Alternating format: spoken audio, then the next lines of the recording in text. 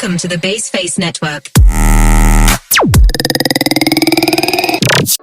Halo semuanya, jadi di sini saya akan menjelaskan tentang nefropati diabetes akut. Perkenalkan, nama saya Nasur Umal Al-Katiri, NIM 22120043 dari A1902. Yang pertama, saya ingin menjelaskan tentang pengertian nefropati diabetes akut. Apa sih nefropati diabetes akut itu? Nefropati diabetes akut adalah istilah medis yang digunakan untuk menggambarkan kerusakan pada ginjal yang disebabkan oleh diabetes mellitus tipe 1 maupun 2. Pada diabetes mellitus tipe 1, kerusakan ginjal biasanya terjadi setelah beberapa tahun menderita diabetes dan dapat berkembang secara bertahap seiring waktu. Untuk tipe 2, karena kondisi ini seringkali terkait dengan resistensi insulin dan kelebihan berat badan, maka resiko nefropati diabetes akut dapat lebih tinggi. Namun, jika dikendalikan dengan gula darah yang baik, maka dia itu akan mengurangi risiko terjadi nefropati juga. Selanjutnya adalah gejala. Yang pertama, perubahan urin dari segi warna dan bau. Dari segi warna, urin menjadi lebih gelap, dan dari segi bau, tercium bau yang tidak biasa. Yang kedua, ada kekurangan zat nutrisi. Karena ginjal tidak dapat berfungsi dengan baik dalam menyaring zat-zat penting di dalam darah, maka penderita nefropati diabetes akut mengalami kekurangan zat nutrisi tertentu seperti protein yang dapat menyebabkan penurunan berat badan dan penurunan massa otot.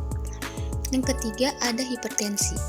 Karena kerusakan ginjal dapat mengganggu kemampuan tubuh untuk mengatur tekanan darah sehingga menyebabkan hipertensi. Selanjutnya, patofisiologi nefropati diabetes akut. Yang pertama ada hiperglikemia kronis, di mana kadar glukosa darah yang tinggi dalam jangka waktu yang lama merusak pembuluh darah yang kecil atau kapiler dan pembuluh darah yang besar atau arteri yang terdapat di ginjal. Hal ini menyebabkan perubahan pada fungsi ginjal serta peningkatan risiko kerusakan jaringan. Yang kedua ada stres oksidatif.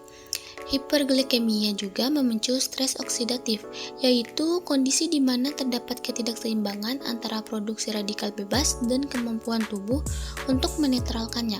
Oleh karena itu, stres oksidatif dapat merusak sel-sel ginjal dan memicu peradangan serta fibrosis. Yang ketiga, ada peningkatan tekanan darah. Diabetes mellitus juga dapat menyebabkan peningkatan tekanan darah atau hipertensi, di mana hipertensi itu merupakan faktor risiko utama untuk perkembangan nefropati diabetik. Oleh karena itu, tekanan darah tinggi merusak pembuluh darah ginjal dan memperburuk kerusakan ginjal. Yang terakhir ada genetik. Faktor genetik juga berperan dalam perkembangan nefropati diabetik. Karena beberapa individu itu memiliki kerentanan genetik yang membuat mereka lebih rentan terhadap kerusakan ginjal yang disebabkan oleh diabetes. Berikutnya pencegahan nefropati diabetes akut. Yang pertama ada kontrol kadar glukosa darah. Hal ini merupakan hal penting karena harus menjaga kadar glukosa darah tetap dalam rentang normal. Karena itu, kita harus melakukan pemantauan rutin kadar glukosa darah. Yang kedua ada pola makan sehat. Konsumsi makanan rendah lemak, jenuh, rendah garam, dan tinggi serat seperti buah-buahan, sayuran, biji-bijian, utuh, dan protein rendah lemak dapat membantu mengontrol kadar glukosa darah dan tekanan darah. Yang ketiga ada penghindaran obat nefrotoksik. Di mana penggunaan obat-obat itu dapat memperusak ginjal kecuali obat itu diresepkan oleh dokter dan diminum sesuai petunjuk. Yang terakhir ada berhenti merokok. Merokok itu dapat memperburuk kerusakan pembuluh darah dan mempercepat kerusakan ginjal pada penderita diabetes. Oleh karena itu, berhenti merokok atau menghindari paparan asap rokok adalah langkah penting dalam pencegahan nefropati diabetik. Selanjutnya, proses nefropati diabetes akut. Pada setiap ginjal terdapat sekitar 1 juta nefron. Nefron adalah struktur kecil yang berfungsi menyaring produk limbah dari darah. Diabetes dapat menyebabkan nefron menebal dan membentuk jaringan parut sehingga menurunkan fungsinya. Kerusakan pembuluh darah yang disebabkan oleh diabetes mellitus di pembuluh darah kecil atau kapiler di seluruh tubuh termasuk di ginjal. Oleh karena peningkatan kadar gula darah dapat menyebabkan peradangan dan kerusakan pada dinding pembuluh darah yang dapat mengurangi aliran darah ke ginjal. Ginjal biasanya berusaha untuk mengkompensasi peningkatan kadar gula darah dengan meningkatkan laju filtrasi glomerulus atau glomerular filtration rate atau GFR. Ini dapat menyebabkan tekanan darah dalam glomerulus meningkat.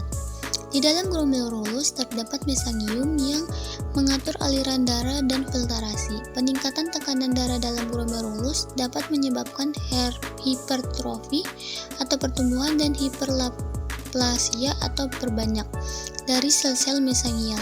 Ini dapat menyebabkan penyempitan pembuluh darah yang lebih lanjut dan menyebabkan kerusakan ginjal. Perubahan struktur dan fungsi glomerulus pada tahap ini terjadi peningkatan permeabilitas pembuluh darah glomerulus.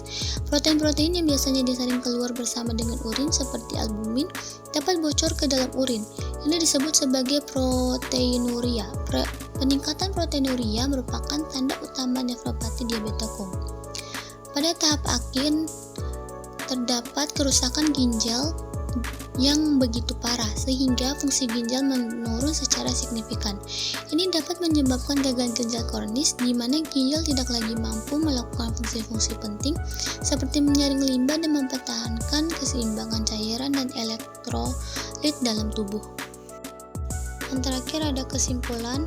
Dengan pengelolaan diabetes yang baik dan gaya hidup sehat, serta penerapan langkah-langkah pencegahan yang tepat, risiko terjadinya nefropati diabetik dapat diminimalkan. Ini menekankan pentingnya pendekatan holistik dalam pengelolaan diabetes dan upaya pencegahan komplikasi yang mungkin timbul. Terima kasih atas perhatian dan waktu yang telah diberikan.